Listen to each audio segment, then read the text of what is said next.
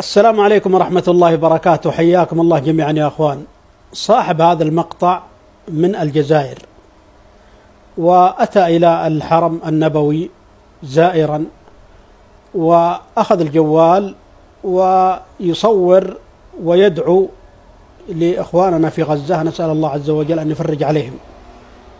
فأخذوه رجال الأمن وحققوا معه، ومن ثم تركوه وأخبروه أن هذا الأمر ممنوع. ومن ثم أتى وصور هذا المقطع. أنا الآن حطيت لكم الصورة، لم أحط المقطع موجود في بعض الوسائل، ربما أنكم شفتوه. ويتكلم يقول أنا احتجت 6 ساعات، ويعني ذنبي أني دعوت لأهلنا في غزة وكذا وكذا. يا أخي الكريم، أولا لو أن عندك شيء من الفقه ومن الفهم، لأنك تقول أنا صاحب قرآن، لو أنك تفهم أو طالب علم أو على المنهج السليم، ونحسبك على المنهج السليم، لكن الجهل داء. فلو أنك يعني عندك شيء من الاطلاع ومن الفهم، النبي صلى الله عليه وسلم يقول دعوة الأخ لأخيه بظهر الغيب مستجابة. دعوة الأخ لأخيه بظهر الغيب مستجابة، وفي ملك يقول ولك مثله.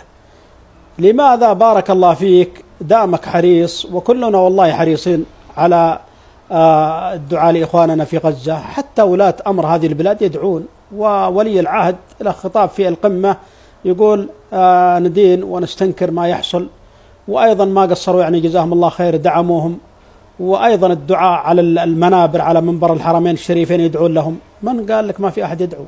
ادعو لأخوانك المسلمين في كل مكان، في غزة وفي غير غزة بظهر الغيب. النبي صلى الله عليه وسلم يقول دعوة الأخ لأخيه بظهر الغيب مستجابة، في ملك يقول ولك مثله.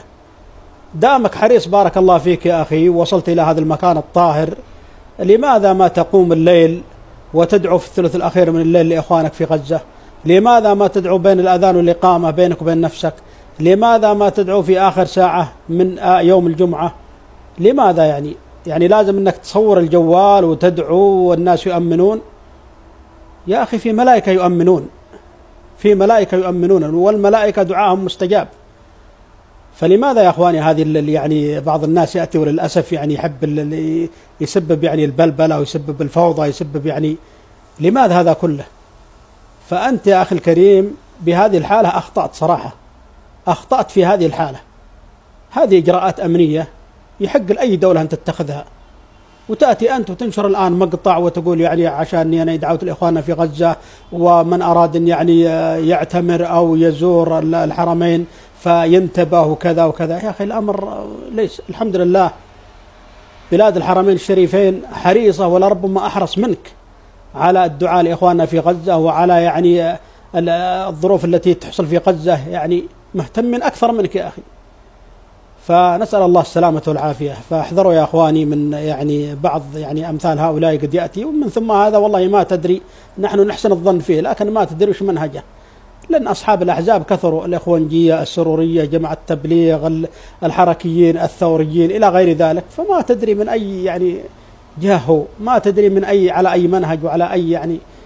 فعلى كل حال نحسن الظن فيه، ولعله يعني أخطأ في هذه، ولا يلدغ المؤمن من جحر واحد مرتين. لكن ما في داعي أنه ينزل مقطع ويقول يعني أنا احتجزوني وكذا وكذا، ما يصير هذا الكلام.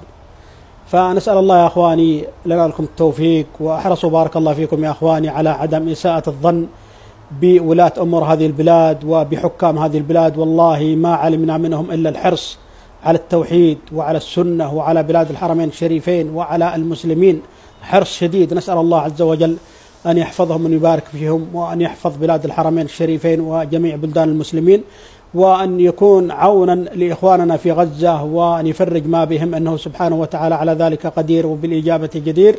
وصلى الله وسلم على نبينا محمد، والسلام عليكم ورحمة الله وبركاته.